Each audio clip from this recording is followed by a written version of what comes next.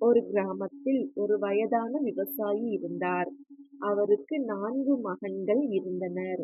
அந்த மகன்களோ எப்போதும் ஒருவருக்கொருவர் சண்டையிட்டுக் கொண்டு ஒருபோதும் ஒற்றுமையாக இருக்கவில்லை. தன் மகன்களுக்கு ஒற்றுமையின் மதிப்பை எப்படியாவது உணர்த்த வேண்டும் என்று விவசாயி விரும்பினார். ஒரு நாள் அவர் அவர்களிடம் ஒரு பெரிய குச்சிக்கட்டை கொண்டு வரச் சொன்னார். இந்த குச்சிக்கட்டை உடைக்க முடியுமா என்று பாருங்கள் என்று மகன்களிடம் கூறினார். 4 மகன்களும் மாறி மாறி முயற்சி செய்தனர். ஆனால் கட்டாக இருந்த அந்த குச்சிகளை யாராலும் உடைக்க முடியவில்லை.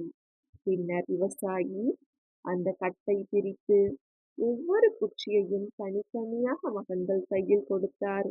இப்போது இதோ இந்த குச்சிகளை உடைத்துப் பாருங்கள் என்றார். மகன்களால் அந்த குச்சிகளை மிக எளிதாக ஒரே நொடியில் உடைக்க முடிந்தது.